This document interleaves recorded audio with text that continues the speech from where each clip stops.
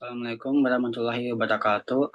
Pada presentasi kali ini saya akan memaparkan yaitu materi gelombang berdiri yang berfokus pada hukum Molde sesuai judulnya ya. Nah, jadi buat dasar teorinya itu gelombang adalah getaran yang merambat dari suatu titik ke titik lainnya melalui suatu media atau ruang hampa. Gelombang berdiri disebut juga gelombang stasioner, yaitu gelombang yang amplitudenya itu berubah, nilainya mulai dari nol hingga mencapai nilai maksimum tertentu. Gelombang berdiri terjadi dari simpul dan pedot. Simpul adalah tempat kedudukan titik yang amplitudenya minimum, sedangkan pedot adalah tempat kedudukan yang titik amplitudenya maksimum pada suatu gelombang. Gelombang berdiri ini adalah perpaduan dua gelombang yang punya frekuensi dan amplitude sama besar, tetapi arahnya pun berlawanan atau bisa disebut dengan satu lembah dan satu bukit. Untuk mendalami mengenai gelombang berdiri ini dapat dilakukan dengan melalui percobaan molde dan uji bahas meter, tapi pada presentasi kali ini saya akan membahas percobaan Molde. Nah, teori hukum Molde ini mempelajari tentang besaran-besaran yang mempengaruhi sifat alamat gelombang pada rally. Sedangkan senometer biasanya dimanfaatkan untuk menguji nilai frekuensi yang dihasilkan oleh satu getaran sinar. Nah, adapun tujuannya lumayan banyak ya, karena memang metodenya pun cukup kompleks. Nah, jadi yang pertama itu adalah mengidentifikasi cara menentukan panjang gelombang dari percobaan Molde. Yang kedua, menentukan nilai cepat lambat gelombang pada percobaan molde. Yang ketiga, mengidentifikasi faktor yang mempengaruhi cepat lambat gelombang pada percobaan molde. Dan menentukan nilai frekuensi dari percobaan molde. Mengidentifikasi hubungan antara beberapa variabel yang didapatkan dari percobaan molde. Menentukan nilai simpangan pada percobaan senometer dan sebagainya. Karena kita bahasnya cuman yang molde. Nah, adapun alat dan bahan yang akan kita gunakan itu adalah yang pertama ada neraca digital, meteran, tali, massa beban, penyangga beban, audio generator, vibrator, dan katalog duduk. Nah, percobaan Malde ini memiliki juga berbagai macam prosedur ya.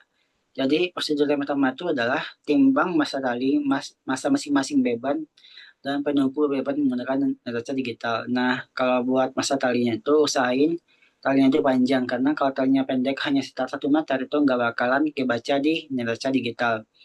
Tadi kita usahakan itu kalau nggak salah kita pakai yang panjang talinya itu 2,5 meter. Jadi kalau kita pakai 2,5 meter kita dapat uh, terhitung di neraca digitalnya.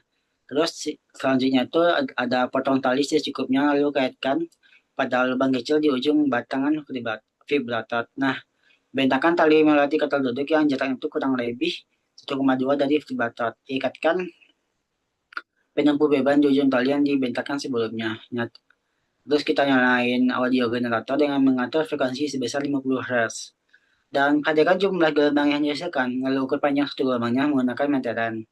Dan ulangi hingga 7 kali dengan menambahkan beban satu persatu pada penumpu beban. Ulangi langkah 2-7 menggunakan tali bermasalah jenis yang berbeda-beda. Nah, setelah kita coba tadi ya, setelah kita melakukan percobaan, yang pertama itu kita pakai yang tali putih tebal. Nah, itu memiliki massa setara 0,002.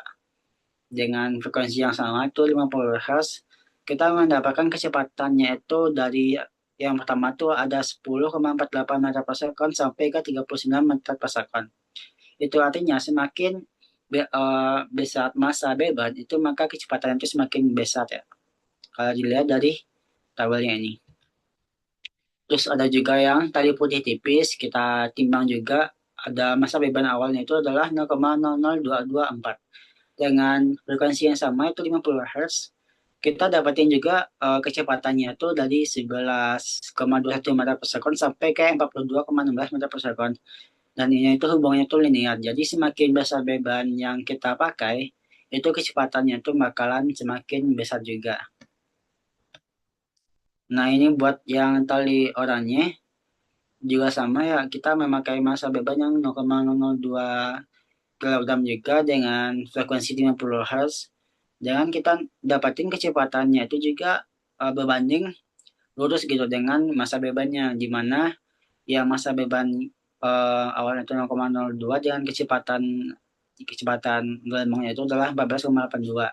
Nah, semakin besar massa juga kecepatannya itu semakin tinggi menjadi 55,77 meter per second kuadrat meter per second. Nah, ini ada grafik hubungan antara kuadrat panjang gelombang dengan tegangan. Jadi, grafik antara kuadrat panjang gelombang dengan lambda kuadrat dengan tegangan itu uh, hubungan itu adalah linear.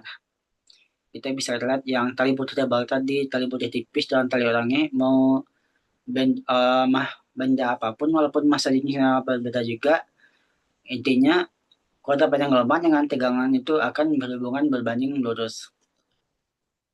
Dan juga salah satu hasil terbaik yang kita dapatin juga pada tali putih tebal ya, sesuai dengan perhitungan yang kita dapatin dari data, itu kita dapatin frekuensinya itu adalah 50,67 Hertz. Sedangkan yang kita pakai itu adalah 50 Hz. Jadi kesalahannya pun hanya kecil ya, yaitu sekitaran 1,3% gitu. Jadi ini merupakan data yang terbaik yang kita miliki juga pada tali putih tebal. Nah, pada tali putih tipis itu kita dapatin frekuensinya itu sesuai perhitungan literatur ya, itu kita dapatin 48,63. Sedangkan yang kita pakai kan 50. Jadi waktu kita coba menghitung ketidakpastiannya itu uh, kesalahannya itu sebesar 2,73%. Nah, buat yang kali orangnya juga sama, semakin besar juga, yaitu 52,92 pas. Sedangkan kita pakainya 50 ya. Jadi kesalahan itu sekitaran 5,84. Jadi bisa kita lihat bahwasanya dari tali putih tebal kan sesuatu utama-tama ya. Jadi kita sekarang hanya bisa berasumsi bahwasanya semakin sering digunakan alatnya itu maka kesalahan datanya pun bisa menyebabkan semakin tinggi kesalahannya gitu. Jadi kita sementara waktu itu masih berasumsi seperti itu. Nah, jadi kesimpulannya itu adalah yang pertama, panjang gelombang lambda dapat ditentukan dari banyaknya lemah dan bukit yang dihasilkan. Untuk nilainya dapat diukur dengan mengalihkan jumlah gelombang dengan panjang satu gelombang. Dan juga cepat amat gelombang pada tali dipengaruhi oleh tegangan tali dan massa jenis tali, di mana hubungan antara tegangan dengan cepat amat gelombang berbanding lurus dengan hubungan massa jenis tali dengan cepat amat gelombang berbanding terbalik. Nah, yang bisa kita pelajari pada percobaan kali ini itu adalah waktu mesin vibratornya itu. Jadi pada percobaan itu beberapa kali kita ngulang gitu. Jadi karena gitaran yang dihasilkan oleh mesin vibratornya itu nggak sesuai gitu. Karena memang ada beberapa alat yang rusak, jadi kita makanya pun gantian gitu.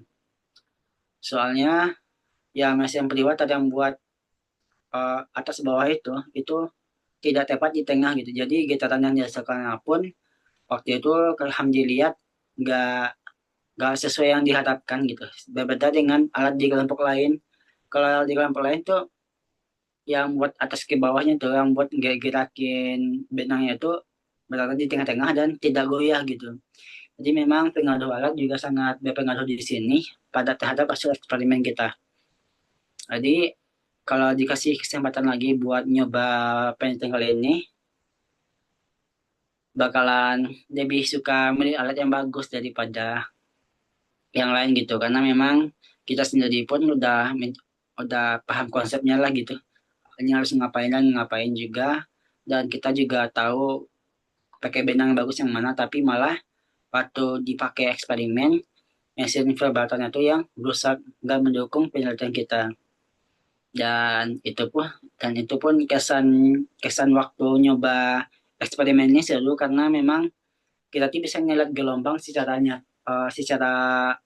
langsung itu karena memang biasanya kalau kita bisa tentang gelombang kan nggak kebayangnya itu cuman lembah bukit doang, nggak apa ya, pernah lihat langsung gitu ada fenomena gelombang stasioner di dunia nyata gitu, tapi dengan alat yang bisa nyentuhin getaran pada detik itu adalah 50 kali dan kita ada mesin baronya juga. Kita tuh bisa ngelihat gelombang-gelombangnya itu yang membentuk bukit lembah itu sekitar langsung gitu.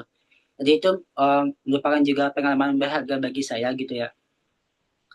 Dan sekian presentasi kali ini. Itu ada kesimpulan dan kesan-kesan sebagainya. Dan mohon maaf jika banyak salah. Assalamualaikum warahmatullahi wabarakatuh.